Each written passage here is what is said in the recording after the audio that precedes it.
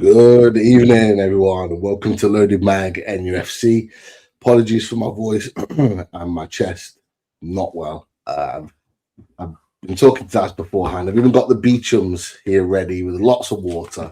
I'm ready to get past this feeling crap last few days, but we're here. Football continues. The big match preview continues. And we are here again to talk about a massive game at Stamford Bridge against Chelsea. Daz, how are you on this fine Thursday evening? Oh, good. Not too bad. It's Thursday evening onto Friday again tomorrow, and into another weekend. Not looking forward to the game on Saturday evening, and then the big one again. Well, they're all big ones, but the big one, the biggest one is in Camp New Camp, whatever you're having on next Wednesday. So looking forward to it. And then who knows what we're talking about then. We could go in two separate directions in it, even though I am thinking ahead to the summer and fully loaded transfer show. A few tricks up our sleeves there. But all good. No sign of Chris though yet. If anyone's seen Chris, he's probably looking at horses somewhere. But tell him we're looking for him if you see him. Can't remember which days he was going to be at Cheltenham, so he could well be there now. Who knows? I'm just woke up, so I'm still a little bit groggy. I'm not going to lie, but hope you're all well, people. Do all the good stuff as you're coming in live. Hit that like button, and if you're new to the channel, please consider subscribing to us. Our fantastic opposition guest will be here with us soon. Charlie from Blue Brothers.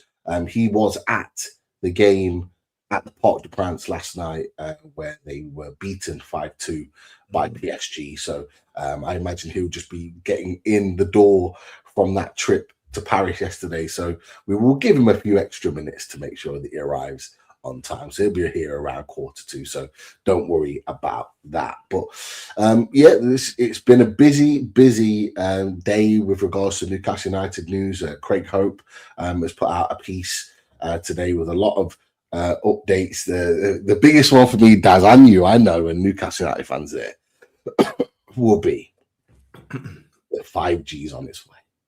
Hey. St. James's Park. Thank the Lord. Because the one thing I hate is getting close to the ground and you just can't get a signal. And you can't get a signal until you're at least like half a mile away. It's ridiculous, but it's coming. So good news there. But one particular part of the piece, maybe you want to touch on, Daz, that piques your interest, maybe? Yeah, you mentioned 5G. I was in a meeting about 4 years ago, and they were talking about 6G in that meeting. So, come on, Newcastle, keep up. 6G is coming. That's a totally different area of life. Let's not go there. I just wanted to touch on one of the things that caught my eye was that Craig Hope mentioned a player that we had spoke about ever so slightly in December. And at the time we had Martin on, and it was in the Man City preview. But I just put that clip up, so just a small little bit of it. So we don't go into too much detail in there, but we may get to talk a bit more about him as the summer goes on. But here's that little clip. Martin, I've got a different question for you, right? And it's kind of an incoming and outgoing question at Man City. So first one is Syed El Mala, who is Football Manager 26 Wonder Kid Pete, who City have been linked with, and someone I bring into my club as well in Football Manager.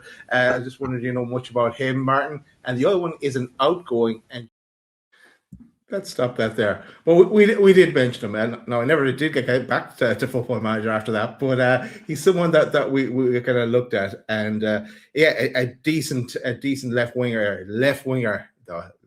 What does that mean? What does that mean when we have Barnes and Gordon? Even though Gordon likes to try and play up front there these days, what does that mean? But he's a tall lad as well, and I think he'd be well suited to the Premier League. So, be interesting to see how that one plays out.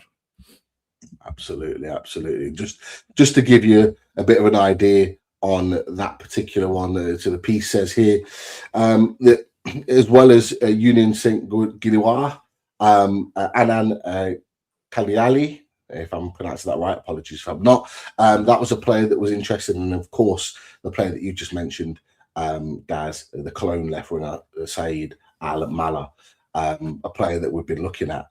That's for sure, and scored 8 times in the Bundesliga. So someone that we will be hopefully, maybe, looking at a little bit more. Just as our opposition guest arrives freshly in from his trip to Paris, we'll come back in just a second. Another one that's of interest is this man here. We've talked about him before. I've been very, very particular in my opinions on this guy, Dom Solanke, but Craig Hope also mentions that Dominic Solanke, along with 1 or 2 others, has emerged as a potential target for Newcastle United. Just your quick thoughts on it, because I know where I stand on this situation. I'd rather have Chris Hall playing up front than Dominic Solanke for Newcastle United. No, not for me either. Look, because we talked about him even when he was at Bournemouth, and we thought, oh, the whole Eddie Howe connection, and we said no then. So nothing's changed there. It's even got worse. So yeah, not for me, especially when we need whoever we do bring him up top to need to be able to put the ball in the back of the net. It's something that we've been kind of missing this season.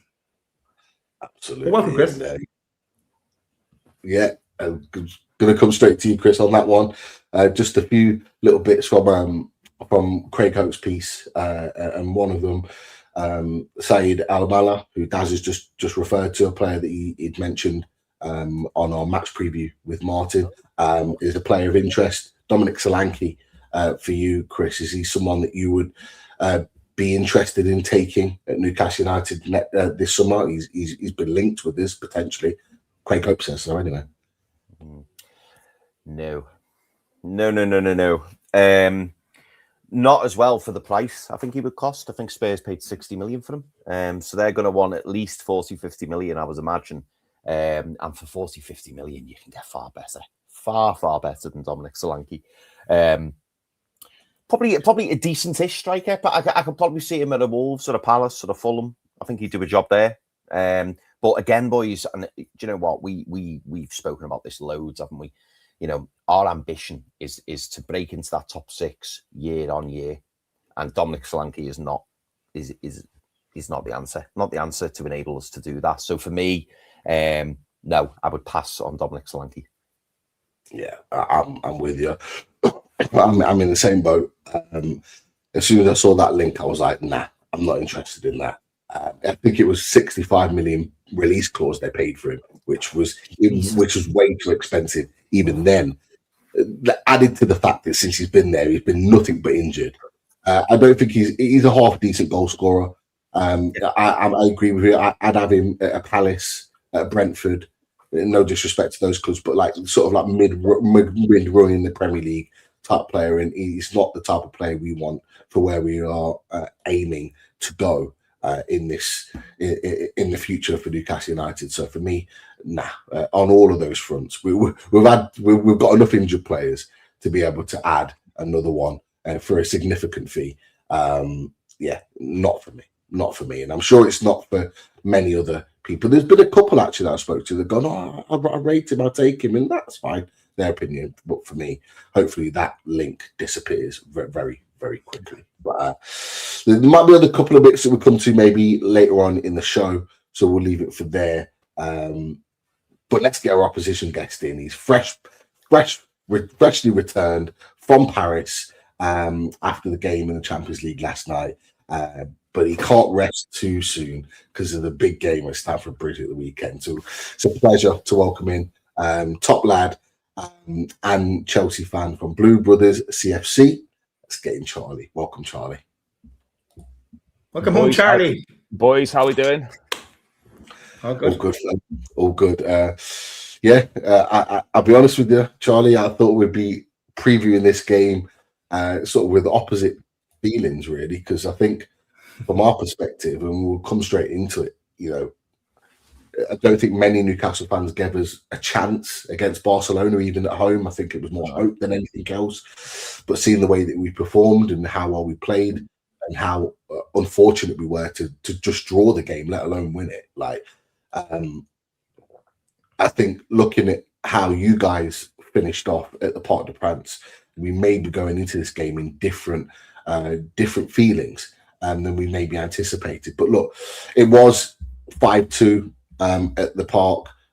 Disappointing result overall. I just want to kind of just touch on that very, very quickly because you were there. I mean, how was the trip?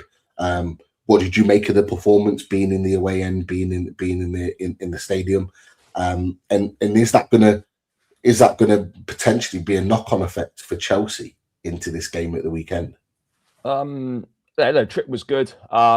Performance was decent enough for 75 minutes, but when you're 2-2 at 75 minutes away from home, to then lose 5-2 and ship 3 goals in the last 15 minutes is just unacceptable.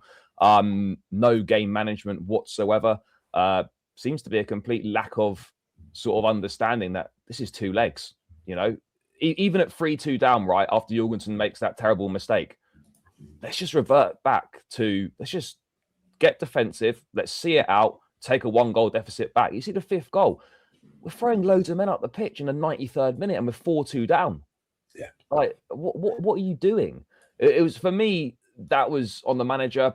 A naivety, stupidity, maybe bordering on an arrogance to think he could turn up to the Parc des Princes and play away at PSG with that passing out from the back style against one of the best pressing sides in world football, especially doing it with players who have shown time and time again they can't do it.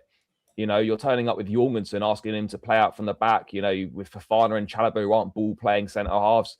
Neat Gusto's not great on the ball, particularly either. Neither is Cucurella. So, yeah, you know, this idea that this is what I hate about modern football is that managers seem to think it's written into the laws of the game that you have to play out from the back. If you don't have the players that have got the skill set to do it, don't do it. And ultimately, that's cost us the game, and it's cost us the tie and our place in the Champions League for this season. We're out. I don't doubt that we could score 3 goals against PSG at Stamford Bridge, by the way, because we could. But we're not keeping a clean sheet. That they're scoring one minimum, potentially 2. And look, they're a good side, right? But we caused them a lot of problems. But that good 75 minutes doesn't mean anything. No one's going to speak about that, and nor should they when you've lost 5-2 in a Champions League knockout phase. So yeah, really disappointing. But the same old issues. You know, can't see games out, don't respond well to setbacks whatsoever, and basically gifting the opposition goals for fun. Like PSG scored 5 goals from less than 1 XG. Like, how's that possible? Yeah, and you know what was really interesting? It's a bad night, mate. A bad night. Yeah, it was. It turned into a bad night. I looked at it at 2-2, and I remember saying to, I can't remember who I was speaking to actually at the time. I remember saying to Chelsea's actually playing all right. Chelsea are playing all right at the moment. I tell you what, it's Seb, regular in the chat. Seb, I was talking to Seb, and I was like, actually, Chelsea playing all right because he was watching the Real Madrid game. But Chelsea doing okay. They look dangerous. PSG look susceptible to the counter attack. But every time you scored a goal, or they scored a goal, sorry, it was from your attacking moment. Yeah, every time, yeah. It's because we're so open. I mean, the Dembele goal's the ridiculous one, right? Where Palmer obviously should score, hits it straight at Safanov, and then literally in about 2 passes, they're through down the other end, and he scores. And that's the sort of thing that we're talking about, right? You talk about, you know, we're a bit more expansive. There's, you know, we're better from an attacking perspective under Rosenior, but the trade-off in the instability defensively and what you lose is not worth what we're gaining. So and you know, we would never concede a goal like that under Enzo Maresca because we wouldn't be caught in transition like that. We had a lot more control in games. Rosenior, for me, is a little bit like Pochettino, where it's just a basketball game. It's chaos. There's no control, and it's just turning into a shootout of who can score more goals. And away at PSG, you're not going to do that. And so for me, like, that game particularly was a big red flag against Rosenior and a big sort of like, what are you doing? Like, this is not good enough. And Saturday, there needs to be a response. if there's no response from losing 5-2 in the Champions League, then there's something seriously wrong. So they need to be going out there with a point to prove. Obviously, we'll get into it, but your boys, pretty much Tuesday is virtually or whenever that game is pretty much your season. So I wonder whether Eddie Howe's team selection might encapsulate that. Obviously, our home form in the league is shocking. We've won 6 league home games this season out of the 14 we've played. So yeah, I think it'll be an interesting game with both. You'll head into the game with more confidence after Barcelona, and obviously it's hard to have confidence after you've been battered in the week. But yeah, I don't know. I think it could be an interesting one. It's going to be an interesting one. I come to Daz and Chris on this. Like I said right at the top of the conversation that we would be going in maybe feeling a little bit more confident about this game than Chelsea. Like, do you guys see it that way? Do you see it that way, that we're kind of maybe walking, slightly bouncing into the game against Chelsea, or do you see it differently? Maybe, I don't know, maybe that Chelsea are a little bit of wounded animals after having lost at Paris. Like, where do you see this game, and as well the priority? Is that a factor in it? That's like, how are you seeing this game?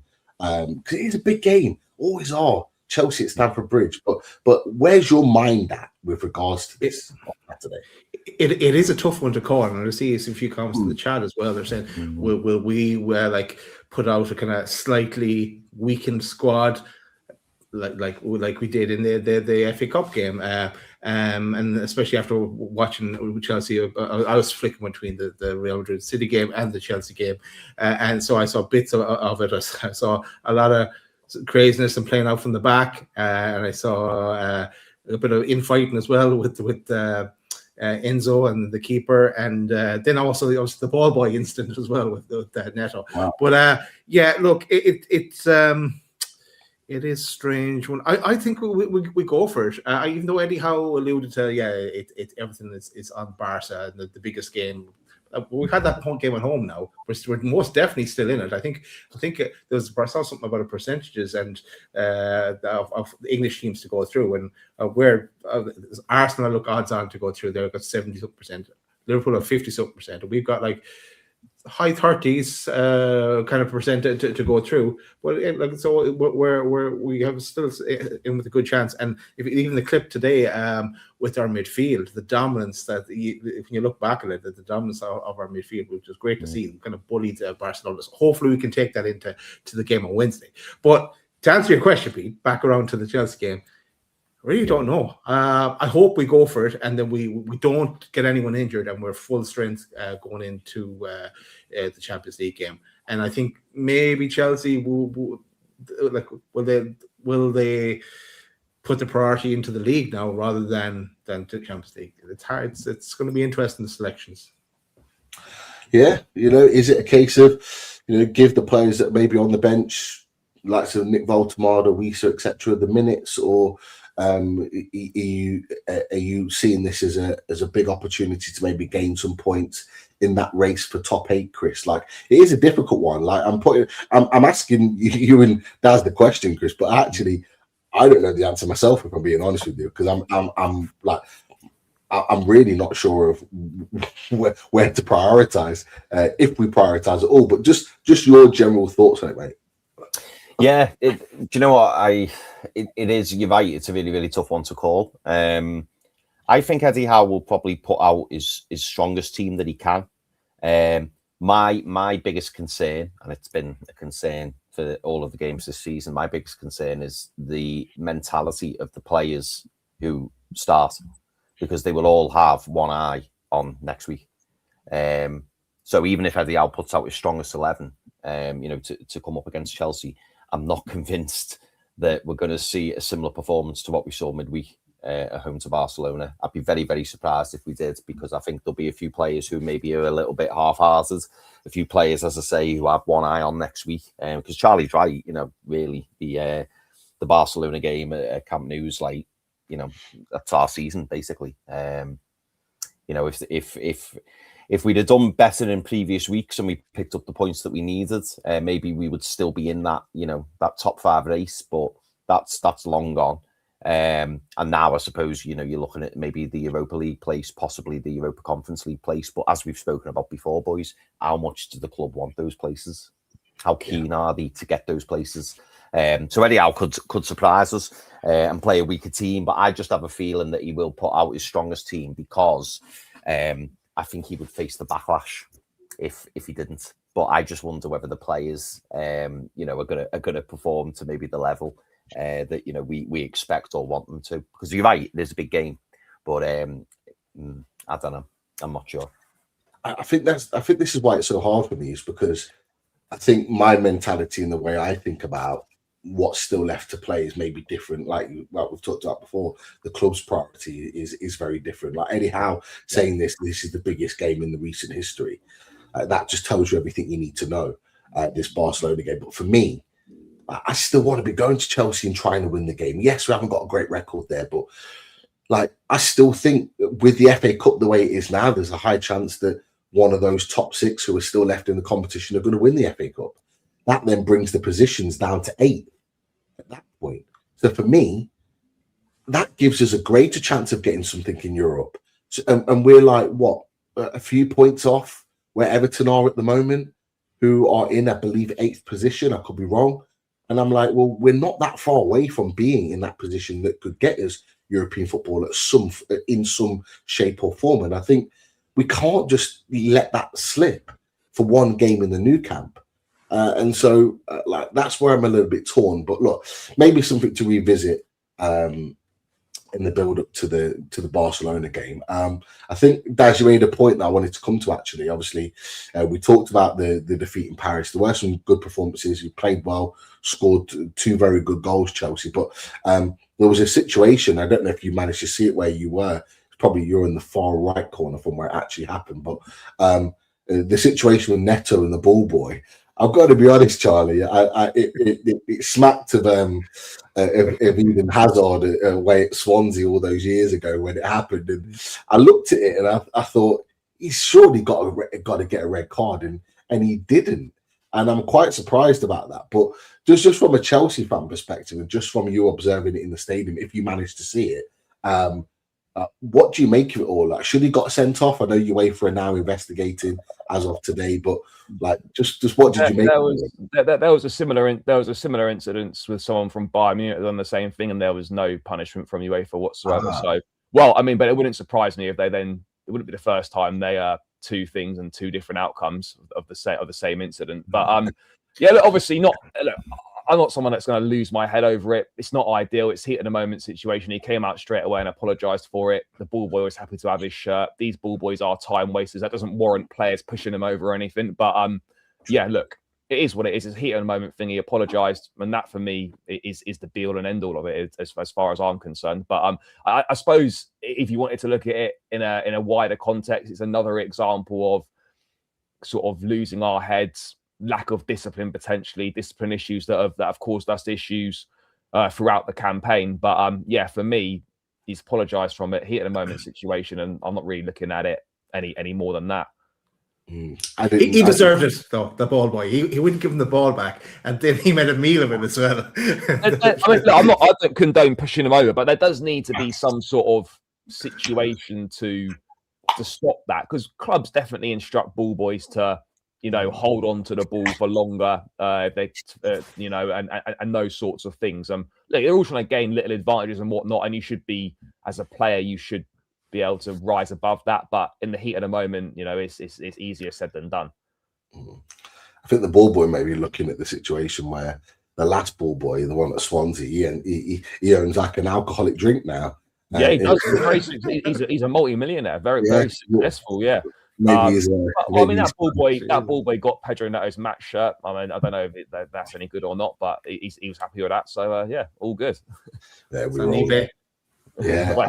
yeah, it could be. Yeah. Well, I have to say, he got the shirt of one of the players that I thought was really impressive last night. I thought Pedro Neto played well, really well. I thought he had a fantastic game. Really, really good on the counter attack. He's looked good in a few games that I've watched him play. Brings me nicely to one player that maybe hasn't been playing as well for you, and there's a little bit of context to why I'm asking this, is this man, Liam Delap, a player that we were very much interested in. I just saw Charlie's reaction to him, which I think tells me everything I need to know, but there's context. Apologies, the context of why I'm asking this question is because Liam Delap, in our Newcastle piece tonight with Craig Hope, is another name that apparently Newcastle are looking at alongside Dominic Solanke as a player to potentially sign this summer. Now, I think the final boss might have been in the chat earlier saying he would drive Delap to Newcastle. Are you of that mindset? What have you made of Delap's time at Chelsea? I know he's had a few injuries, but he's had a run of games now for a period. Yeah, are you seeing signs of light? Are you seeing those shoots starting to appear or not? No, not seeing anything from him at all. Now, obviously, you know, I wasn't against the signing in the summer, but I was against it in terms of him being the main guy. And I know obviously João Pedro's made that number 9 position his own now, but in my opinion, João Pedro was signed as a versatile attacker to be that Nkunku replacement who can fill in at the 9. When you sign someone, when you sign an out-and-out striker, give them the number 9 shirt, that to me indicates that's your main guy. And to go as Chelsea Football Club to a player who's had 1 season in the Premier League, scored 12 goals in an Ipswich side, most of which came on the transition, totally different style of football, to then think that's the answer to lead the line for Chelsea, I just don't get it. I just do not understand it. And yes, you know, he's been unfortunate with a couple of injuries. A hamstring injury at the start of the season ruled him out for about 10, 12 weeks. I get that. He's not starting a lot of games. He's not had the most opportunities. But when he has been given opportunities, he's been a major, major disappointment. And Jamie Carragher said something about it, I think, on Stick to Football a couple of weeks back, where he thinks this move was too big for him. And I agree. I think he skipped a step. I honestly feel that, like, unless you've got something about you, unless you're very special, the idea of you going from 1 season at a relegated football club to then starting for one of the established top 4, top 5 Premier League sides as a main striker, it's just nonsense. And look, he should have gone to an Everton or no disrespect to you boys, but to a Newcastle to take the next step, to go and play regularly, to go and play, you know, an assistant that might suit him better, to get 5, 6, 7, 8 starts on the spin, you know, to know that he's going to start the majority of games and a manager will stick with him to give him those run of games. He scored 2 goals, Pete, in 28, 29 appearances this season. Now, obviously, I know you need to maybe look at the context of how many minutes he's played, but however you want to dress it up, as a £30 million summer signing, he's come into Chelsea and given the number 9 shirt, to have 2 goals return it's not good enough. And I never want to write players off after 1 season, because Cucurella, most Chelsea fans, myself included, wouldn't have been disappointed if he was sold after his first season at the club. And look how that's obviously turned out, and he's turned things round. Not everyone's going to be a Cucurella redemption story, but there needs to, for me, I don't really see much changing next season with Delap. I genuinely feel that he needs to go on loan somewhere, play week in, week out, come back, and let's see if you're ready to have a go at this in a couple seasons' time. Chelsea have obviously come out and said, you know, they back him, they believe in him, they think he needs all the things you'd expect a club to say when a player is struggling. But truth be told, mate, he's not looking anywhere near the level required, and it's not really a surprise because he's not at the level required at this point in time. Yeah, it's been an interesting watch of Liam Delap this season. Chris, you might have not seen it, so I'll come to you first with regards to that report on Liam Delap. Obviously, interest in Newcastle United. Interestingly, Charlie said maybe a transition from Ipswich maybe to us. Obviously, we know our Isaac situation. So, you know, would you have taken a Liam Delap ahead of Jan Wieser? Thinking, you know, in hindsight, it's very, very different now. But would you, with the players that were linked in that summer, let's put Voltemada out the situation because he was very much a last-minute signing. But look at the players that we were linked with, like João Pedro, Liam Delap, I suppose Ekitike in that mix, Jan Wieser, probably those four, would you have taken him at Newcastle United, and just your thoughts on whatever you've seen of him this season?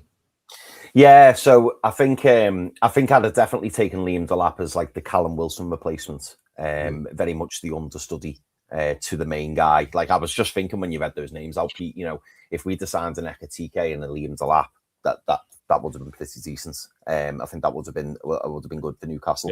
Yeah. That would have been good. But yeah, now would I take him? I think if Will Asula was to leave, I'd take Liam Delap, to kind of be that guy, that understudy, that person to come on, maybe 60, 65 minutes, maybe to play the cup games, stuff like that. I think he would be good. And I do agree with what Charlie said, and obviously what it sounds like Carragher said as well, that maybe the step up was too big. Somebody in the chat mentioned there, they could see Delap maybe at like an Everton or a West Ham. And if he played week in, week out, like he did at Ipswich, he'd probably do the business. He'd probably get you a decent return of goals. But when you're trying to strive or be that club who's consistently qualifying for Europe, consistently challenging for the Champions League places or being in the Champions League places, he probably falls short of that. In terms of what I've seen of Delap, again, I think the theory that the move was too big for him is probably correct, because he strikes me as somebody who you've got to kind of build the team around. He's your main guy. He's the guy in the middle and everything runs through him. And I think at Chelsea, he's just not that, is he? And potentially at Newcastle, he wouldn't be that either. So yeah, I think he's a decent player. I think he'd be a good signing for somebody, but whether or not Chelsea will be able to get him off his books, I don't know, because it would depend obviously on his salary. And I get why Chelsea signed him in the sense that he was a bargain, wasn't he? He was the bargain of the summer because he had that release clause, and everybody knew about it. Pretty much every top half club wanted him. Yeah. It's just the context that he was signed in that I think is the problem, basically. Yeah, 100%, mate, 100%. Yeah, because what did you get him for? Was it like 30 million? Yeah, it was 30 million quid, and you think like that is a great signing, a bit of a no-brainer as a rotation option, plays cup games, starts a few league games here and there, comes off the bench or whatever, and you've got your main guy. But in the context that we signed him in, I would have rather not signed him. Yeah, it's interesting. I'll revisit that in just a second, but Daz, your opinions on this one with regards to Delap, because it is interesting. Obviously, looking at the situation with Newcastle potentially signing him, he is a player that is somebody that, as Chris said, and I agree, that you almost need to have the whole team focused on him. And ultimately, with Chelsea, it never works like that. When you're Chelsea, you're coming in to an established group of stars, effectively, and you're just one of a number of players. You're not the focal point. You have to be a Cole Palmer to be a focal point, who's like an elite level player when he's playing at his top level. You have to be a Caicedo to be a focal point of a team, and he was never that. And I think that was a really good point from you, Charlie. But just your thoughts on Liam Delap, the recent link. I know your reaction said that you'd read that bit as well on Liam Delap. So what are your thinkings on that, and just what you've seen, mate? Well, when that deal went through in the summer, because the early summer, I think it was before the Club World Cup, and a bit of a blow to us, because we thought we'd get him in, and it's a striker looked after at that price that he. But we said that this isn't a great fit here. He's going to be sitting on the bench. He's going into with all the players that Chelsea have. Just looking at some of his stats there, like he's fast, but he's not super fast. His acceleration and pace isn't up there. But and that's the kind of striker that with the way we play today, we need a fast player up front. That's why we have Gordon playing up front, and Asula is our backup number. So whatever striker we bring in the summer, it needs to be someone that has speed is key. But also I think Eddie Howe could rebuild him if we could get him at a knockdown price. Eddie Howe could get him back to his best. It might take him 6 months to get up to speed with the way we play, but then I don't think he's exactly the right fit for us, and I'd be shopping elsewhere. And I don't think we'd get him at a great price either from Chelsea. Won't do us any favors there. Chelsea will absolutely do us no favours. That is for sure. Go on, Chris. Sorry, I was just going to ask. I wanted to ask Charlie this question off Benny Boy, and I suppose it does play a key factor. He wanted to know how long has Delap got on his contract, Charlie, and how much is he on a week? He probably on about 100 grand, maybe a bit less. I don't know. The contract's probably 6-7 years, the standard. But again, look, if players want out of the right offers made, the contract length, as we all know, is irrelevant pretty much. So, and there's all like all these contracts got get out clauses in them and all sorts of stuff. So, yeah, look, it wouldn't be if Newcastle genuinely wanted him as an example, it wouldn't be something that would be beyond your capabilities. Yeah, just googling that, it said like at Ipswich he was on 20 to 36 grand a week, and then when he went to Chelsea, 100 grand. It's roughly about that. Yeah. I don't think. Yeah. Look, that sort of money is. We would certainly match that.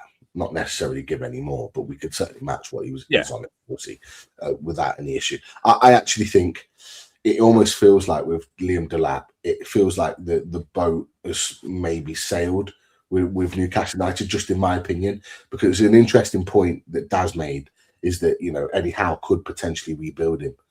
I'll be honest with you, the striker that I want coming in the summer, I don't want to be rebuilding. I don't want. You need a finished article. Yeah. Exactly. Yeah, we want someone that's established or coming in hot off a good season that they can then continue on the trajectory. Do you know what it is with Delap as well? Just quickly, like if he'd gone to an Everton, for example, just as an example, and he had a season where he gets 12, 15 goals in the Premier League, there'd be serious conversations for him to go to the World Cup. Yeah. And given the lack of, not to say lack of quality, but given the lack of sort of, consistency in terms of those players behind Harry Kane as a backup striker for the England, like if he'd made a better move and played regular football and scored a similar amount of goals as what he did at Ipswich last season, he'd already be an England international right now, and there'd be serious shouts for him to go to the World Cup. Well, he could have gone on the same trajectory like a lot of players, the Tino Livermentos, the Lewis Halls, the Gordons. I'm just giving some examples. He could have done that by going to the under 21 Euros and playing there and being the main man, the focal point. Go to the Club World Cup, which you can't argue against it. Just signed for Chelsea, wants to make an impression. I actually think he thought he was going to be the main man because they signed him so early, and then he went as the main guy to the Club World Cup. I think he thought he was going to be the guy, and then Pedro comes in, and then automatically, naturally, because he's a better player, becomes the number one. And I think there's a mentality point in that, and I think it fits into something you just said, because I actually think if he'd have gone to Newcastle United, we'd have made him that striker. We are one of the few teams at the top end of the table. If you look at that top eight, who you would consider the top 8 teams, you got the top six, and then you got like Newcastle and Villa.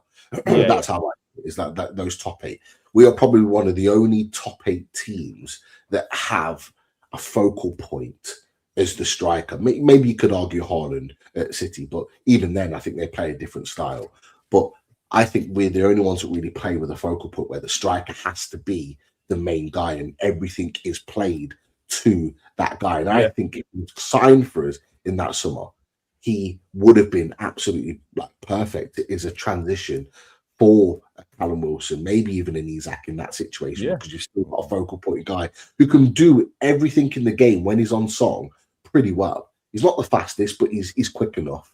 He's got a good shot on him. He's physical and can get into a battle, maybe sometimes too much, as we've seen a few times for Chelsea. But I thought he had all the hallmarks of being a proper Newcastle striker. And the fact that, even his agent even said, like, Eddie Howe sold, like, the project that was sold to him was a fantastic one. They were really impressed with it and they were interested in coming. But Chelsea's Chelsea, and that's just the way it is. For me, I go back to my original point. I think the boat sailed on him. He's probably not the type of guy that I'd want to be coming in. It doesn't make sense. It don't make sense for you this summer. It doesn't make sense for Newcastle. Last summer, 100%, but this summer it doesn't make sense. I agree. There's a few questions I think that have come into the chat with regards to So maybe some questions for Charlie, actually. I don't know if there's a couple we can throw his way. Yeah, there absolutely is, mate. Let's see. Yeah, this is a good one from Tom Dixon. We did touch on this earlier, Charlie, but Tom Dixon says, Charlie, that was a great game last night. Do you think he will beat PSG at home in the second leg? We could beat them. We're not going to go through. For me, we're out. No, because we just don't have the defensive capabilities to shut them out. Like, if they score 1 goal, we need 4 just to get to extra time. It's just not happening. It just isn't happening. Like, PSG, and not the PSG of old that had the Bremen Tada in Barcelona. We're also not Luis Enrique's Barcelona by any stretch. Do I think we could win on the night? Absolutely, but we're not going to score the goals required to get us through. Yeah, no, it's a tough ask, isn't it? To turn around a 3-goal deficit, it's 3 goals is major as well, by the way. Like, even against a side that's against a not very good team, 3 goals is massive to overturn. Like, if you told me like we were playing Wolves at Stamford Bridge next week, I wouldn't be confident we'd overturn 3-0. It's similar to us in the League Cup. I know it's not the same scoreline, but against City, where City scored right at the dead, and was 3-1, and we were going into the going to at 4-2. I would have given us a slither of hope, but 5-2. It's wrapped. It's done. This one. Someone's just started this. Junior Estevan asks you, Charlie, do you think the board will be willing to sell Josh Achimpong? 100%. If I was Achimpong, I'd be getting out of Chelsea in the summer straight away. He signed a 5-year deal. I don't know what they pitched to him or said to him, but whatever they said to him to convince him to sign is the reality is ultimately been very different. There's not really a path for him. Right back's locked up with Gusto and Reece James. He's been playing more as a centre back where I think he's actually better. But for whatever reason, he's not getting opportunities. And so if I was him, I'd be getting out of there. He needs to go and play. And he's simply not going to play at Chelsea as much as he needs to. We're probably going to go and sign another centre back in the summer. That will push him further down, less opportunity for minutes. So there's a very, very talented player there who I think would make a great signing for anyone in Europe. Or, to be honest, you boys have been linked with him in the past, I seem to remember. Like, I mean, where he would fit in at Newcastle at centre-back or right-back, I don't really know. But, yeah, he could definitely play for a European side in the Premier League for sure. And for me, I think he'll be one that will leave in the summer. Whether Chelsea are actively looking to sell him or not, I don't know. But if I was him, I'd be saying, look, I need to go because the minutes are just not there for me. I would take him. I would absolutely. He's a talented boy. He's good. We've not got the opportunities. I think there was a question from David Tolfield that I started that was asking about this. Is there exactly that? After shopping a Cobham for Tino and Hall, is there any more gems? I would say he's probably one of them. And I was surprised you were almost saying like he should get out of Chelsea because I would absolutely. The games that I've watched him play, I thought he's been brilliant. He's been really good. He's a good player, and I think, lads, we know we've got a situation with Trippier where he's not likely to sign a new contract. Although, interestingly, Mark Douglas had said today that Trippier is quite willing to stay another year, which I found interesting because I thought he wanted to go 2 years ago, and we kind of kept him at the club. But we know why that is, though, don't we? He's found only fans. We'll forget that. We won't get into that. We did the bloody blue a couple of weeks ago. We're not going back to that. but if for me, when Trippier leaves in the summer, and then there's a question mark on Tino, he's someone that can play right back. He's someone that can play right centre back. We've got a situation with Shaw. Do we give him a new contract or not? It still hasn't been finalised yet. Like there's for me, he's a young centre back that's got massive potential, both at right back and centre back. Eddie Howe loves his versatility. It just makes sense to go and get someone like that. And we know we've had success with Tino and Hall, who have both come out of Chelsea. So it just kind of makes sense to go back and revisit that. But yeah, that's just kind of my opinion on it. Yeah. No, very good player, mate. Very good player. And I think, he, as you say, he offers that versatility. He's a great age. And you know, we know he's somebody who has got the potential to hit higher levels. Certainly, what I've seen of him, anyway. He does look very competent. He doesn't, because how old is he, Charlie? Is he 20? Yeah, he's 19 or 20. Yeah. So he's got plenty ahead of him, hasn't he? And he's always looked pretty accomplished when I've seen him play. So Yeah, he does well. He does well when he plays most of the time. It's just he's one of them that will come in for a cup game, and then you won't see him again for like 3 or 4 weeks, and they'll just come in, and then they'll just come in for the next round of the cup. That's very difficult to hit consistent performance levels where you play once, you're missing for like 3 weeks, and then you're chucked in again. That's not good for a young player in terms of their development. You need consistent minutes, and he's just not getting them at the end of the day. I'd love him to stay, but the reality is that he, for the better of his career, he needs to go. Yeah. Any other gems? The question of David Crawford was not immediately. I mean, look, Kavuma McQueen hasn't made his first team debut yet. He's going to be an exciting wide player in the academy. He's done well at the 21s. But again, he signed his first professional deal back in January. He's only 17 years old, though. He's yet to come up to the first team. He's been training with the first team and stuff. But yeah, I think that's a bit of a way off at the moment. Jesse Derry, the lad we signed from Crystal Palace, made his debut against Hull, come on against Wrexham. He's not really he's not an academy product, but he's done well in the 21s, done well in the UEFA Youth League and stuff. And he's kind of impressed in a couple of those FA Cup rounds. But again, someone that I think next season will go on loan. He's not right now at the level required, I think, to be a part of the first team squad and contribute next season. I think a lot of people underestimate how big the step up is from academy football to first team football. It's so different. It's almost like a different game. So just because someone's done well at age group football, it doesn't mean they're going to make that transition to senior football. So for me, Jesse Derry would be someone that would go on loan next season, maybe a championship side or something. Strasbourg, maybe. Yeah, maybe, yeah. Good show. Yeah, big step up from going from Strasbourg to Chelsea as well. Yeah, it is. Your manager. Yeah, it is a big step up. Yeah.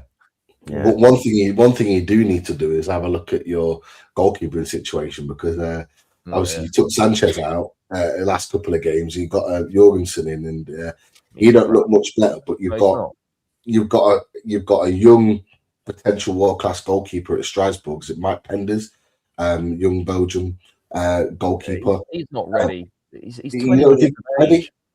No, this is the problem. Is that like Penders has got a lot of ability, right? And he's he's talented, and there's a lot of hope for him.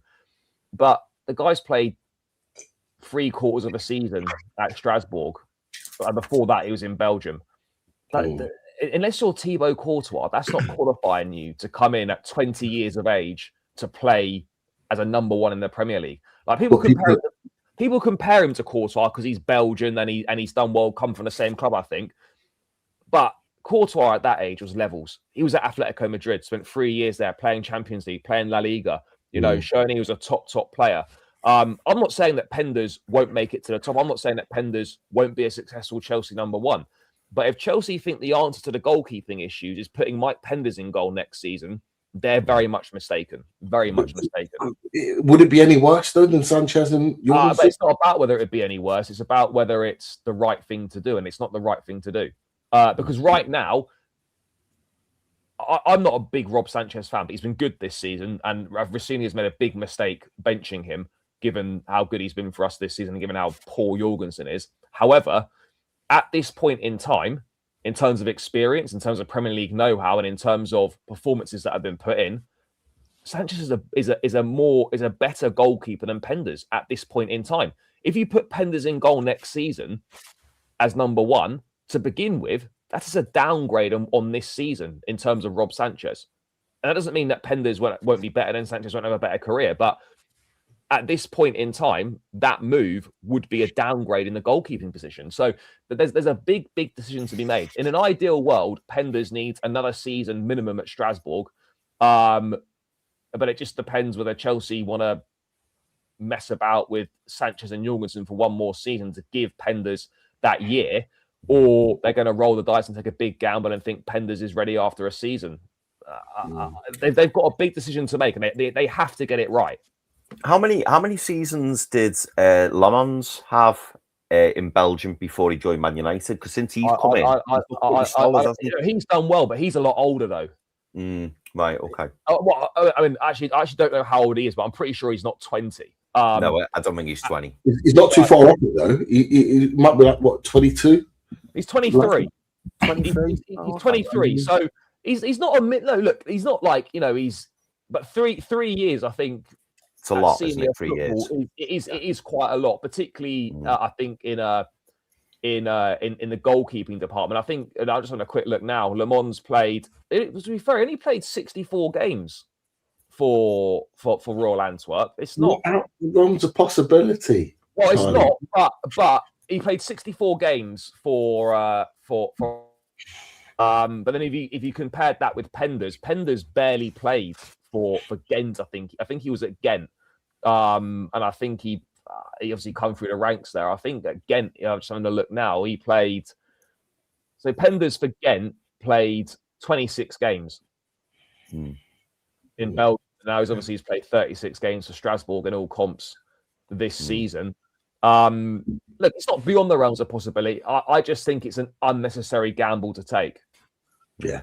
No, the only reason I'm saying it is because the goalkeeping situation it looks from the outside in so bad at the moment for Chelsea, and it's almost been your Achilles heel again. Yeah, absolutely. You've got potential top goalkeeper there. Yeah, potential. Because he has got that potential to be that. But on the flip side, though, Pete, imagine if you put him in next season, he makes quite a few mistakes. He's not ready, and think about the potential damage that could do to him as well. I was of the opinion I'd rather wait one season too long with something like that than go a season too early, because you could cause issues for him in terms of his development and his confidence. And there's no point him coming back to Chelsea to be a number 2 or whatever. If when he comes back to be the guy. If that's what they believe. I was going to ask you, Charlie, and Pete, sorry if you were going there. There's loads of talk, isn't there, at the moment, particularly with Newcastle, we're one of the clubs linked. But I could just see this happening. Maybe it's previous links with Chelsea, I don't know. But there's loads of talk about Verbruggen moving on from Brighton.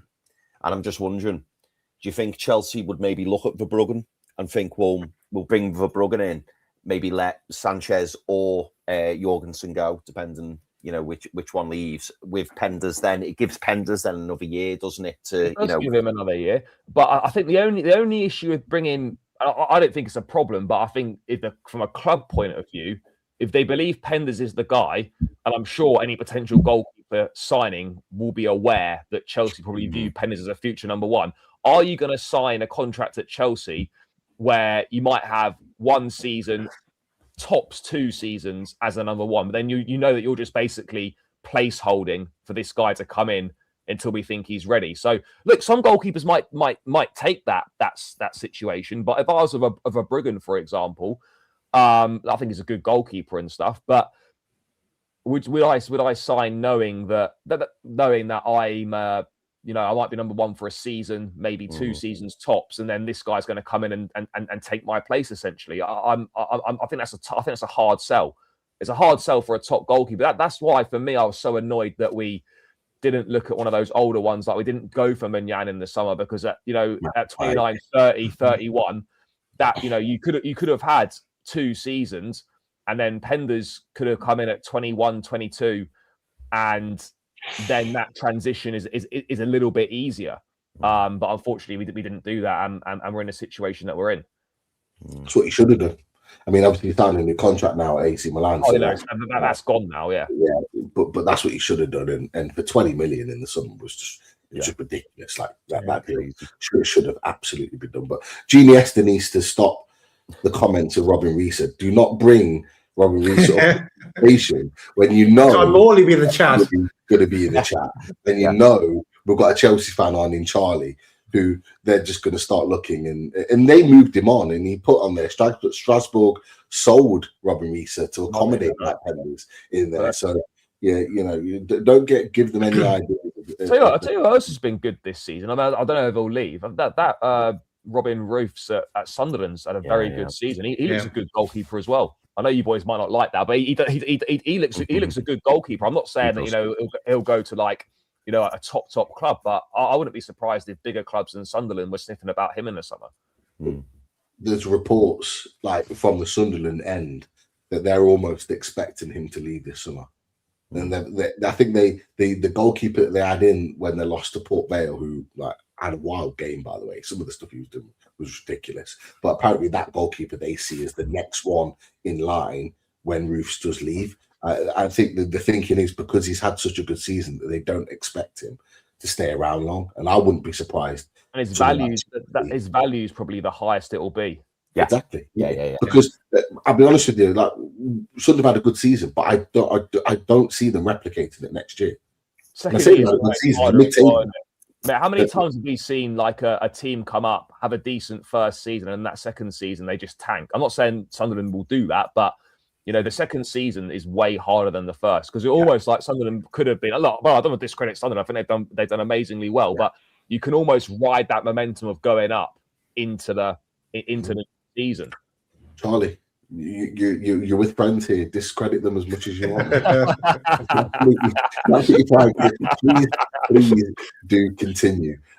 We've got nearly 400 people in the chat tonight watching the show across YouTube and X. Thank you for coming and joining us. Thank you for all the questions and good comments in the chat as well. We all appreciate it. Some great questions for Charlie as well. We're hitting the hour mark.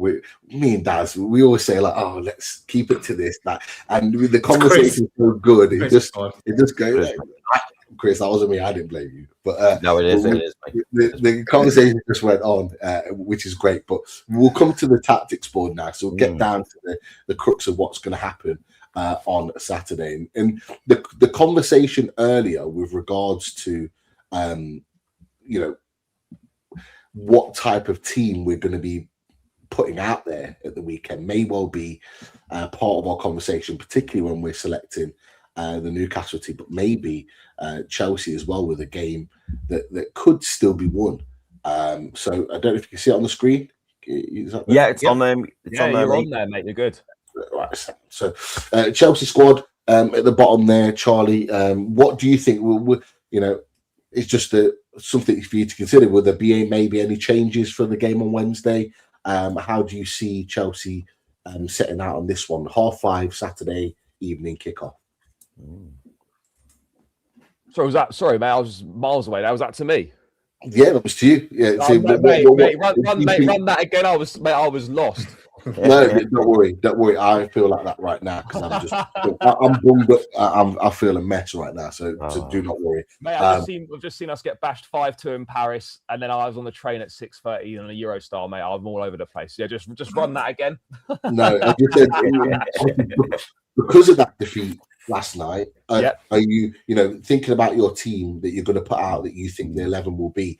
Will there be changes? Will you maybe switch the team up? Just run us through your 11, mate. So mate, there'll definitely be changes. Look, I don't think there'll be wholesale changes like 8 or 9 like we've done in the cups and whatnot this season. But Rossini is not named the same starting lineup in any game that he's had. So there'll be a few. I expect there'll be 3 or 4 changes. In terms of the goalkeeper will be Jorgensen. Well, it should be Jorgensen. If you make a decision like that to change your goalkeeper, you have to stick by it. You can't make a bold decision and at the first time it goes wrong, show weakness and just cave and revert. So Jorgensen will be in goal. Left back, I'd continue with Mark Cucurella. And then the centre halves. I mean, both centre halves are poor on Wednesday, but the other options aren't great either. I don't want to see Tosin. I don't want to see Badia Shil. Mamadou Sarr is a promising player, but again, he's not really featured much in the Premier League either. So I would probably stick with Chalobah and Fofana. Chalobah on the left, Fofana on the right? Yeah, I think so. Yeah. And then right back, I'd go Reece James, but I wouldn't be surprised if he played Gusto, to be honest. But for me personally, I'd go James. Midfield, Caicedo. And I would start Romeo Lavia in this game. There's Personally. a two. Yeah, as a pivot, yeah. I know, look, Rocinha will probably go with Andre Santos, but the fact that Lavia got the nod from the bench on Wednesday night over Santos, and Santos didn't even start, I think Lavia maybe he's ahead, and I think maybe he's ready to play another 45 or 60 minutes as he continues his recovery. So I'd go with those two there. Enzo Fernandez more advanced as that not way. I suppose it is a number 10, but it's not a true number 10. Cole Palmer drifting in from that right hand side, and then I would play Garnacho on the left. I know that sounds a bit mad, but Pedro Neto was very good on Tuesday. I think may look to save him. Garnacho only played 2 or 3 minutes. He'd done well against Villa and he'd done well against Wrexham. So I think it makes sense to make a change there on that left-hand side, and then continue to have Joao Pedro leading the line. That's the team that I'd go with. Yeah, strong team there. I mean, in theory, it's a strong team, but then when we start playing, you find out quite quickly that it potentially isn't. Well, welcome to our world. Welcome to our world. But there's enough to cause problems. Yeah. There's enough to cause problems, but you know, as I said, our home form has been terrible. You know, we've had 6 wins out of 14 at Stamford Bridge this season. It's not good. Yeah. And so this is a big game, 5:30 kickoff, a lot riding on it. We need a response from the defeat, and we need the points in the race for the top 5. So we can't afford to be making loads of changes, and we can't afford to be looking ahead to Tuesday night, because right now this game's more important than Tuesday night. Yeah, definitely. And I think that's going to be our issue with regards to the team that we pick. I'll get that from Daz and Chris really just in a second. But I just wanted to touch on really quickly for Fofana. Obviously, he had a lot of injury problems. He's probably played more minutes this season than he had in previous. I think, mate, this is probably the most minutes he's played in a season since he joined, or certainly very close. So how is he then? How is he playing? He didn't have I'll be honest, he didn't have a great game. He didn't have a great game last night. But in general, he's been good. He's not been like, oh wow, unbelievable, but he still is our best centre back. Now, whether that's praise to him or whether that's an indictment on the quality of centre halves that we currently have at the club, maybe it's a bit of both. I do like him. He's an aggressive front foot defender. I think he again would benefit from having someone top drawer alongside him. Like I don't want to keep going on about it, but if Thiago Silva was still here, Wesley Fofana, I think you'd see his game go up levels, having someone more experienced alongside him. But yeah, look, mate, I think he's done reasonably well this season. It's good to finally see a player of his quality fit and contributing on a regular basis. So I'm happy with what I've seen from him. But again, we do need more. Because I think there's more there. You know, him and Saliba come through together at St Etienne, and he was always the one that was spoken about, you know, as a better prospect than Saliba. And obviously, it's not quite transpired. He's been unlucky with injuries. I thought he did well at Leicester, and then at Chelsea, it's just not really happened for one reason or another. But I still think there's a really talented player there. It's just about unlocking that consistency and staying fit, and you know, maybe getting a more established, better partner alongside him. Yeah, we'll have to wait and see on that one. That's for sure. Daz, Chris, Daz. I think that's how it will go. Yes. Run us through your Newcastle team of who you think is going to start. I'm interested to see this one because I'll be honest with you, I've got no idea what this lineup's going to look like in multiple positions. But what are you thinking for this game Saturday? Chris, I think you should kick this off, and I'll be right in the buzzer. But I think you've probably as much a chance of winning the lotto as getting it right. Yeah, absolutely right, Daz. I was thinking the same. I'm going to put out the strongest team that I think we've got available, because I think that's what Eddie Howe will do. Because I don't think, even if the club behind the scenes have written the league off, I don't think they can actually show that on the pitch, because I think they'll get absolute pelters for it. So I think he'll start his strongest 11. So for me, And I've seen a few people put in the chat about Pope in goal. I don't think it will be Pope in goal. I think it'll be Ramsdale. I think it'll be Ramsdale because a bit like what Charlie was saying, that whole, you've made a bold choice and I'll stick with it. For me, I don't see the benefit in starting Nick Pope knowing Ramsdale's going to start, midweek. I just don't see the point. You need continuity in that goalkeeping position, don't you? You shouldn't be chopping and changing your goalkeepers on a regular basis. No. The big moment, but we said it on the, or I might have mentioned it on the watch along. It might have been before you came on, Chris. But I said the big decision with the goalkeeping situation was Tuesday night. That for me was the case of right. Where does his mind lay with his goalkeeper moving forward? Because that's the biggest game in the season, as Eddie Howe's put it. So you play your strongest team. For me, it was a big moment. Him dropping him for the sort of Man City game. He didn't play the Man United game. The Man United game where Ramsdale played. That was the big moment there. But an even bigger moment was the biggest game of the season, him playing Ramsdale, because he had the opportunity to switch it back and he didn't. And I think that was a really big moment there. He played Ramsdale against Barcelona, did he? Yeah. And because he did that, I actually think Ramsdale's going to get the run now. Oh yeah, you've got to stick with it. You have to. Yeah. I think he's already played 3 games. I think he's going to continue to play and give him an opportunity to stake his claim. I think that's how it's going to run. That for me tells me that like Eddie Howe's moving away from Nick Pope. In my opinion, that's him. We'd moved away from him a while ago. We obviously wanted a new goalkeeper last summer, but I think this is now the moment where Eddie Howe has actually moved away from Nick Pope, and that can only be a good thing for us going into the summer. Do you boys think you'll? I think I asked you this before, Pete, on Potts' show a few weeks back, but any of you boys think you'll activate that buy option in the Ramsdale deal, or you just want to send him back? No. Send him back. Not even as a number 2. Just send him back, get rid and start again. I think so. The lad's on 130 grand a week, or 120, 130 grand a week.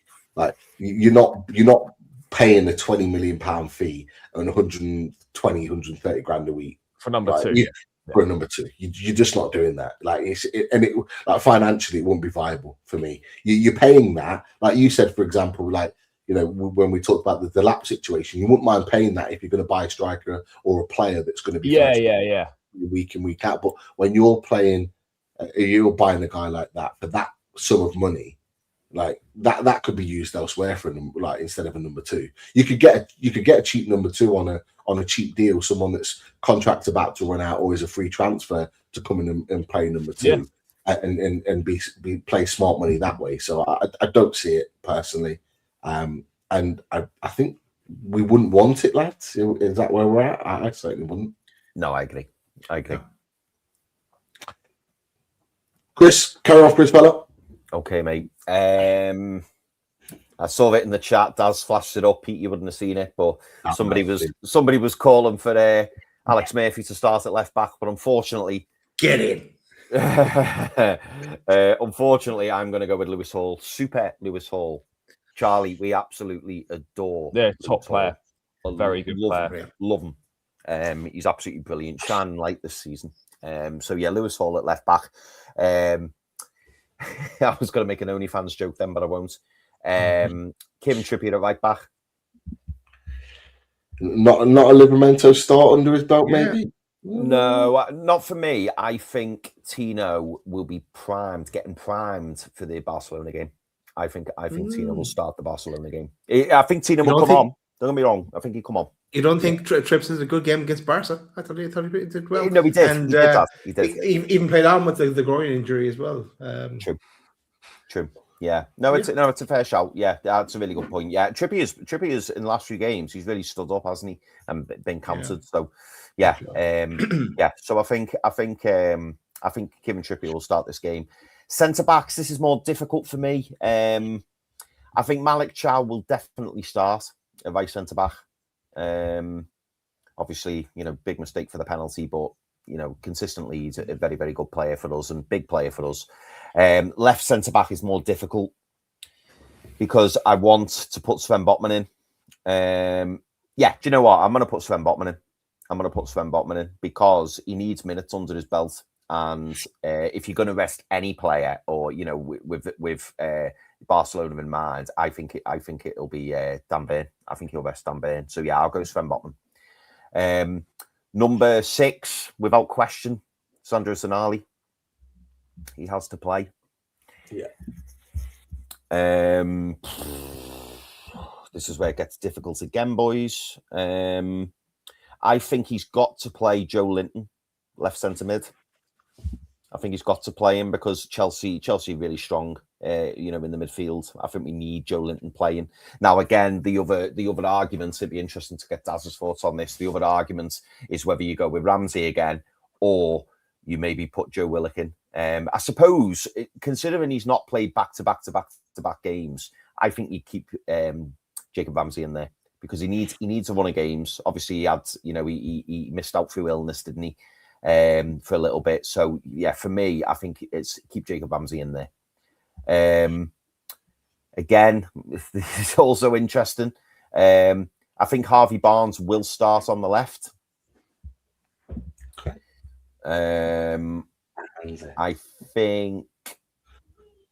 I think on the right, well, I hope on the right it is Anthony Elanga. As I said a few weeks ago, he's got to get these minutes and he's got to play week in, week out. I mean, I know a few people are talking about, Jacob Murphy and stuff like that, but unfortunately, boys, and I think it's blatantly obvious, Jacob Ramsey isn't the future.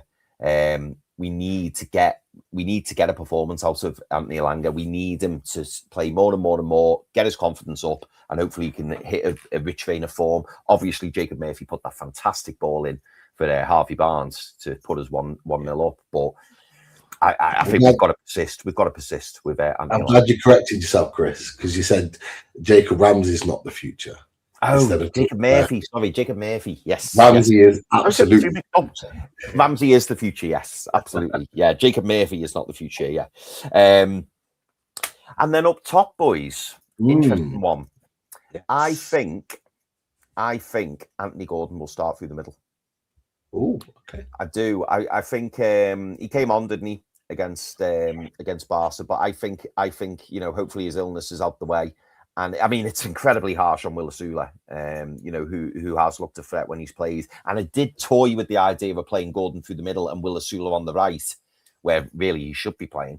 But I don't know. I just think he wants to get Anthony Gordon on the pitch. I think it'd be incredibly harsh to take Barnes off. I think Barnes should play. It's a tough one. It's a really, really tough one this week. But I think that is the team. Eddie Howe should start. Whether or not he will, I don't know. And whether or not Daz's buzzer will accept this, I do not know. I'm going to be very quick because I know Charlie has to run. That's not to kick you off, right, Charlie? I've been timed out. That's my time up. Cheers, boys. But I'm happy with actually every area of the pitch, Chris. I would give Tino a run out instead of Trips, just to keep Trips for Barca because he's done so well. Otherwise, I would have been put a certain Tino. Definitely in the midfield. Loving Ramsey, what Ramsey's doing. That midfield was unbelievable. I've been watching the minutes though. I've been careful of Joe Linton. You don't want him to pick up an injury as well as the yellow card he's going to get. And that's the front three I go with because I want to see Elanga do a job on Sideshow Bob there with a bit of pace. So you never know. So only change I'd make. What about you, Pete? Just before I come to mine, Charlie, I know you. I think that's said you need to go. I've not seen it in the tactics. I can only see the tactics board. But thank you for coming on and joining. It's always a pleasure. Mate, honestly, it's always a pleasure, boys. It's always great fun. But if you do get a good result, you won't be hearing from me. So please contact me. And I might reply in 3 to 5 business days if you're lucky. Yeah, you'll see us. You'll see us with shades on, Charlie, and you'll see a photo. I'll be on a media blackout. I'll be uncontactable. And on the flip side, we'll be able to get rid of him if he gets in. But just throw your prediction in before you go, mate. I'm gonna back us with a 2-1 win, narrow 2-1 win. I think there will, as much as I'll criticise this squad, I do think there'll be a response from the disaster on Tuesday night. I mean, we need to take some sort of confidence into the second leg, and a win would certainly go some way to doing that. So I'm going to back a sort of narrow 2-1 win, but again, I wouldn't be surprised if you boys got something, because the way we are right now, I think we'll be fragile. Our home form's not good, as I've said. You're coming off sort of the high of the Barcelona performance. This will be a tough ask. I'd go as far as saying this could be your best opportunity in a number of years to win at Stamford Bridge. Interesting. Nice way to finish off there, Charlie. Yeah. But look, we'll let you go, fella. Top man for joining us, and we'll speak. Cheers, Charlie. No, boys, it's an absolute pleasure, and catch up with you lot soon. Cheers, lads. Take care, Charlie. Nice one, boys. Cheers. Great to have Charlie on, as ever. Chelsea fan representative. He'll be at the game on Saturday, that's for sure. And hopefully, he's going radio silent, because that could only mean one thing. But boys, I think you asked with regards to the team.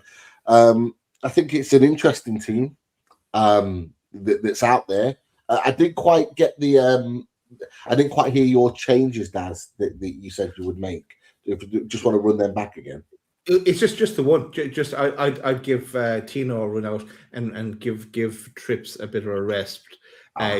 For two reasons, it gets Tino back up to speed, and it just has Trips ready for Barca. Ideally, I'd like to do the same with Joe Linton, but we don't have a Joe Linton backup really. Like, you could put Willock in there, but I don't like to see Willock and Ramsey in the same team. I know they're totally different players, but it just doesn't work when the two of them are on the pitch. No. I think interesting. The only time it did work was against PSG, but yeah, you wouldn't want that. And for me, I'm not taking Joe Linton out my team at the moment. He's so important to what we need in our midfield. That midfield three is the midfield that I want to see every single game until Bruno's back. Because Jacob Ramsey absolutely deserves his starting berth. He needs a run of games. This is where we're going to get the best out of him. He's playing regular football. He has to start. Tonali, I don't know what's happened to this lad, but since the midway in February, he's just reverted back to type, the quality midfielder that we know and love, and he's just playing so well at the moment. And of course, I mentioned Joe Linton. I agree with you, Daz. I would have had Livramento in to start over Trips. Trippy has been playing really well at the moment, but at 35 and literally was going through like sort of all the emotions with regards to his injuries against Barcelona, but still managing to play, giving his all. He probably does need a rest if he's going to be starting against Barca in the second leg. And Livramento needs to get himself back up for fitness. There's rumours that he's going to be in the England squad, and he needs to prove his fitness. So for me, this is a great opportunity for him to play. And against the team that have got a lot of pace on the counter, we're probably going to benefit from having him in the team for this game. So it almost feels like a bit of a win-win. So that would maybe be one change that I'd make, but I'll leave those two there for now. I would absolutely give Botman a run out with Chow. The fact that he missed the Barcelona game, he must be seething at that and really annoyed, because they're the type of games that he wants to be playing in. So for me, Sven Botman needs to play in this game, and I think, but this is what Eddie Howe needs to be doing. If he's going to prioritise Burn against Barcelona, he needs to be resting Burn. The lad's 34 years old, and Botman is fit and has been fit for weeks now and been ready to play, and he's been on the bench. So give him his starting berth, give him an opportunity to prove himself. So for me, I would absolutely be going Sven Botman. Lewis Hall is just a non-conversation because he's first name on the team sheet. The only change I'd make, and it's a controversial one, lads. It's a controversial one. I'm putting big up. I think if you're going to make a couple of changes, for me, will he do this? Probably not. But I'd be giving Big Nick his opportunity to play up top again. Go and play up top where you want to be playing, and go and show us what you're about in a game where you can be physically dominating, particularly in the air against Fofana and Chalobah, and they're not great in the air. You've got Alanga and Barnes that can both put decent balls into the box. For me, Gordon coming off the bench, I thought it was very sort of courageous from him. He wasn't able to train Tuesday morning, but then was on the bench and come on and gave us 15, 20 minutes. He didn't look anywhere near himself. He clearly looked ill. And for me, I would much rather him rest. Maybe even on the bench again, but maybe I'd much rather him rest and be 100% for Wednesday. Sorry, Tuesday? No, Wednesday. Sorry, Wednesday. Against Barcelona. And rather than see him play against Chelsea and not quite be 100%, it gives him a way of kind of building back into the team. It's harsh on Willisuda as well. I mean, Willisuda just hasn't got the final ball. Like he makes good runs, he presses high, he does all that good stuff, but he just doesn't give you anything in the final third. And a part of me, lads, is thinking, if we can't play Nick Voltemada in a game like this, when is he going to play? Well, to me, yeah, that's right. That's right. Well, when is he actually going to play? Because let's be honest, Ramsey's back in the team now. So he doesn't feature in that midfield three. Bruno's going to be back soon. He's never going to get into that midfield three for the rest of the season once Bruno's back and those three are already fit, hopefully, and firing. And you add Bruno to that situation. Miley's potentially back for next Wednesday. The rumours are, Craig Hope said today. So that's an even more reason why Nick Voltemada isn't going to get back into that midfield three. So where is he then going to play? Is he going to continue Gordon and Masula ahead of him? Which for me, like, I get why it's happening, but then you've got a £69 million striker on the bench that's never going to get a sniff. For me, this is his opportunity to get a sniff up front. If we want to play him in there in the future, he has to play there at some point. We haven't got any cup games now to give him a run out here or there. It's going to have to be in the league. So for me, I would be playing Nick Voltemada up front against Chelsea. He scored 2 the last time we played against them. He has got the beating of them, and he played really well in that game. Probably the last game up front where he actually played really well. And so for me, I'd be going with Nick Voltemada for that reason. That's just kind of Alanga. I'm fine with playing on the right. Barnes, just without question, he needs to play on the left. That's just kind of where I am with that. But like you boys, you might not agree. That's just my thoughts on the team. Yeah, no, to be fair, mate, I would love to see Big Nick start up front. I really, really would. I just don't see Eddie doing it. I think it's the right call. I think it absolutely is. If you want Nick Voltemada in this team, he needs to be played up top. That's where he needs to be played. I just wonder whether Eddie Howe's kind of done with him up front, because obviously we know, boys, Eddie Howe does not want to start Willisuda up front. He just doesn't. And the fact that he has over Nick Voltemada and Johan Visser, it just speaks volumes to me. Really, really does. I mean, I'm not overly fussed about Wieser getting a start. I'll be honest with you. I'm gonna die on this hill now. Whether he turns up a super goal scorer or not, I'm gonna die on this hill. I need Saudi to come calling in the summer. I need it. I need Saudi to come calling in the summer for Wieser, and I need Frankfurt to reinstate that 30 million. Give it runners that 30 million, and take a Sula. Ideally, get two new strikers in. A young gun striker and a striker that's already established, and we add Nick to that, and we go again. That's where I'm at. But yeah, so I'm not really adding a Suda on there. He'll be on the bench. He might get some minutes, fair enough. But I'm not starting Wieser. I wouldn't be mad if Wieser didn't start between now and the end of the season, but that's just me, in my opinion. People might not agree. I'm throwing that out there. Anything to add, lads? No, I think, look, I think we might have a few surprises come Saturday. Could even be, as things people put in the chat, 5 at the back. We could get squeeze Botman and Byrne in, and maybe have Tonali and Ramsey, then rest Joe Linton, and maybe even have Zula on the right wing where he can do damage as well. Who knows? Who knows what way it could end up? You could slice and dice it in any number of ways. So let's see. Absolutely, mate. Absolutely. Definitely, but we'll pull off the tactics board for now and come back to the other chat. Anything else that we want to talk about? Any comments or questions in the chat that we want to bring to the table? Let me see. We had a lovely comment from Horizon Zero Rob. Horizon Zero Rob, who's been a member for 2 months. Thank you very much, mate. And he says, love the show. Listen to every episode. Let's go. Love that. Nice one. Nice Love job. that. Thank you, mate. Okay. DXL, he says it's been a tough week of betting. Hasn't it just? Hasn't Oh, it as a just? Chris. Oh, no. Mate, today was horrific. Come on, talk to us about it, man. Come on. Oh, mate, honestly, I mean, it probably won't mean much to you, but yeah, some of the results today, man, like the main race, it was won by a complete outsider. It was shocking. But tomorrow is the final day. It's a new day, and we'll see what happens. We will see what happens. Well, do you want something to cheer you up, Chris? Oh, go on. Yes, please. And Pete, you're sick as well. So I'll hang off on the comments mate. for a second. We'll hold off the comments because, boys, we've got a big summer ahead. We have. And yeah, you know what's coming in the summer. This is a minute and a half long, so bear with me. Oh, Nothing beats a Jet 2 holiday, boys. Pack those bags.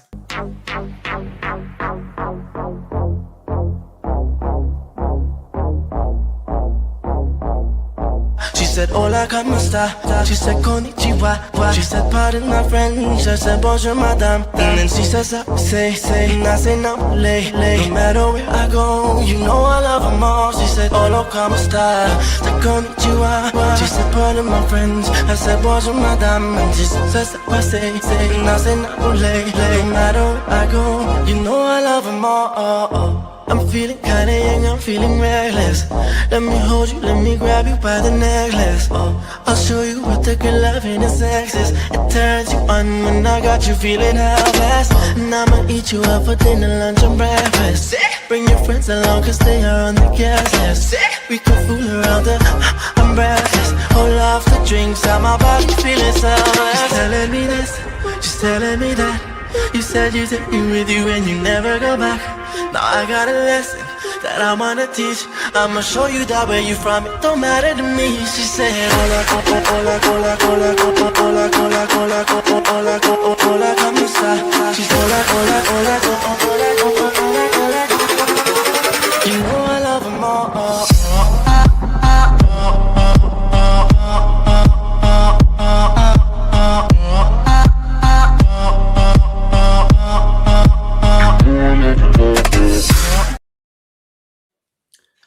That's coming Class.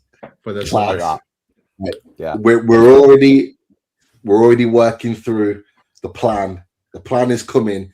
People that watch Loaded Mag NUFC will know. People that have been watching this for years knows that nobody does summer transfers like Loaded Mag NUFC. And we've got a big summer planned ahead. There was a big summer planned ahead last summer, and it went to pot, but we still made it a big summer anyway. We're coming again. So great stuff, Daz, on the video, and I love us in the boardroom throwing the money in the air, signing the deals. Get us in the boardroom, David Hopkinson. This is a message to you. Get loaded in the boardroom. We'll get the deals done. 2030. We're sorry for you. Absolutely, but yeah, we will be back again. And Tom Dixon says, if we sign anybody, do not worry, Tom. We will be signing players this summer. There is no doubt about it. Expect outgoings, expect multiple incomings. I am confident, as I was last summer, as we were last summer, that we'd bring players in. We did. We will absolutely bring players in again, but there will be players leaving for sure. And we'll be about it all on the Fully Loaded Transfer Show with friends of the channel, of course, coming to join us along the way. And we have squad game to kick it off. Squad game will be coming soon. That will be brought to the table. We'll be deciding who stays and who goes. And Daz, you'll be on that, no doubt. And maybe something to talk after the show, actually. Discuss when we bring that to the table. But yes, lots to be discussed on there. I had just a couple of other things to bring just before we wrap up, lads, and I'm just worried whether I've got the right ones or not. There's so many little clipped articles, etc. I'll just bring them up as and when they've come on, as and how they've come onto the screen. So the first one here from the Confidential. with regards to Bruno Guimaraes. This is Bruno Guimaraes. There was talk that Bruno might well be back at the end of April, but Newcastle are saying that's not the case, and there's a high chance that he'll be back at the beginning of April. So, as Craig Hope's saying there, if Newcastle United get through into the next round of the Champions League, having beat Barcelona next week, that he would be available for that first leg. If not, the next game on from that is Crystal Palace away.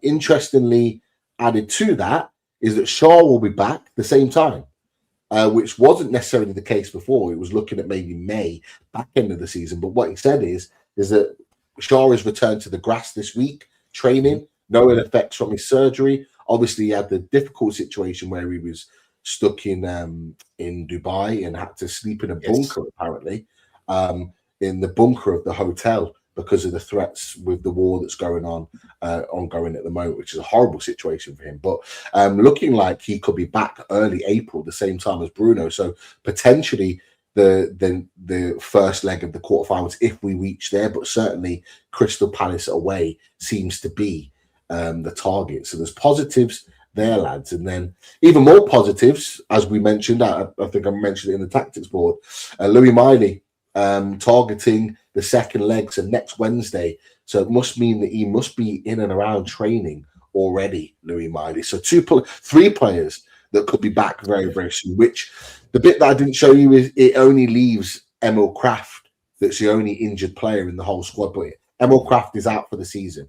He's had knee surgery. He's out for the season. And effectively, his Newcastle United career is done because he won't be getting a new contract. So we've seen the last of Emil Kraft. So, but everyone else could be back very, very soon. So, bit of positive news there to finish on, lads. Yeah, great news, and it's great that hopefully they have something to enjoy coming back for as well. Like we do, like hopefully no injuries on Saturday, and then we're as full of strength as possible going into the game on Wednesday, and then just a shootout with Barcelona and see what happens there. Could even be an actual shootout to get penalty shootout. So yeah, let's see. There's been a super chat from Tino in there. Top Brilliant. Tino. Thank you, Tino. Yeah, Tino, lovely super chat from Tino, and he says, "Thanks for always looking for the positives, lads." Absolutely, that's what we do on Loaded Mag. That is what we. What you will get is honesty from us. You'll get a real representative of the three of us.